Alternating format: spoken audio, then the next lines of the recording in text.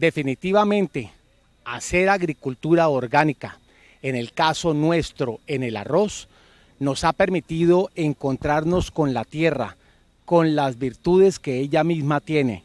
Hemos recuperado la fertilidad de los suelos y permitiéndole al arroz que se produce allí tener mejores condiciones proteínicas y mejores condiciones de todo. Hay que producir comida orgánica definitivamente. Definitivamente.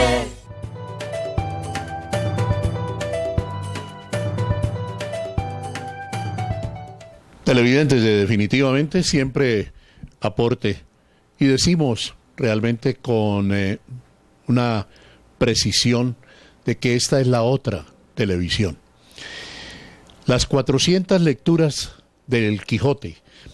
Lo tomamos este segmento de una obra de precisamente nuestro invitado. Es para nosotros un honor tenerlo. 53 años en la docencia. Ha dado lingüística y otras cosas más, como un aporte a toda la juventud, sobre todo desde el lenguaje, desde la gramática. Él es un filólogo. Y precisamente el profesor Carlos Abel Rosso Acuña está aquí con nosotros en la Biblioteca de la Libre. Reflexiones académicas, derecho, educación, arte, filosofía, política e investigación. Repito uno de sus textos, una de sus obras. Entonces, perdón que se estén cayendo aquí algunos papeles, pero seguimos aquí haciendo el programa. Las 400 lecturas del Quijote.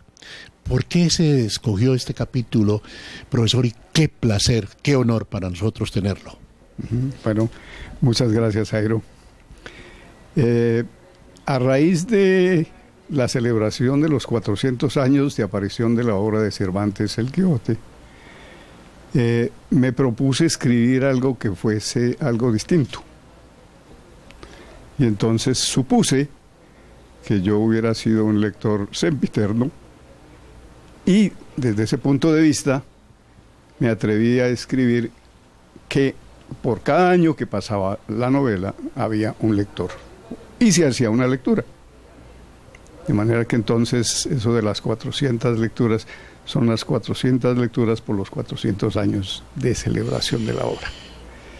Por supuesto, yo hago referencia ahí a ciertos detalles que aparecen, digamos, de una manera abierta, connotada, simpáticamente escrita, pero a la vez empiezo a ver al Cervantes crítico, al Cervantes historiador, al Cervantes que ve una época que vive España de múltiple gravedad, y de consiguiente él se atreve a contarnos toda esa serie de detalles de manera disparatada.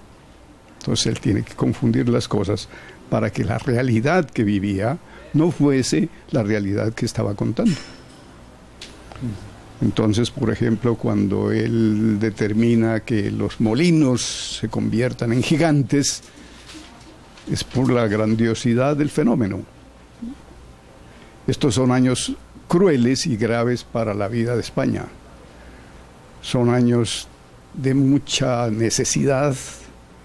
España los reyes católicos habían expulsado a los judíos y a los árabes, que era la gente que trabajaba.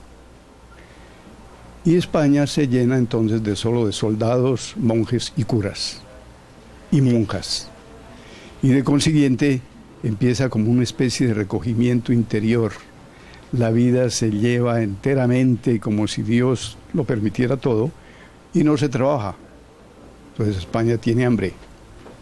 Son las grandes hambrunas, en donde aparece precisamente lo mejor de la literatura española, que vino a ser la picaresca, porque el pícaro es el personaje que en esos tiempos saca trabajo y saca ganancias de la necesidad. Un gran ejemplo es el Lazarillo de Tormes. Y por supuesto, esa es la picaresca que llega a América. Nosotros somos descendientes de esa picaresca, por eso desde México hasta Argentina somos pícaros. Ahí no hay diferencia. Y eso es lo que le entusiasma entonces al Cervantes, ver cómo un país se deshace y se recrea por otra parte. Entonces, eso fue lo que me interesó mostrar en esas 400 lecturas del Quijote. De todas maneras, el Quijote tiene sus dos partes, son dos partes totalmente diferentes.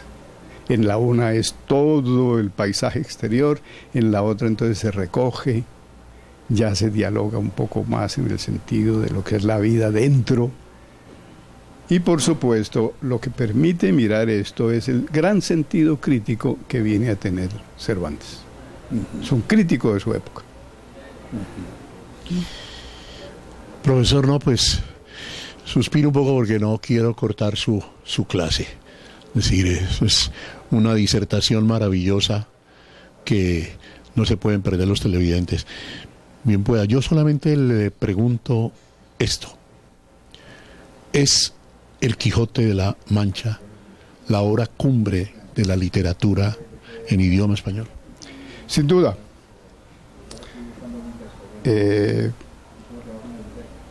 Milan Kundera,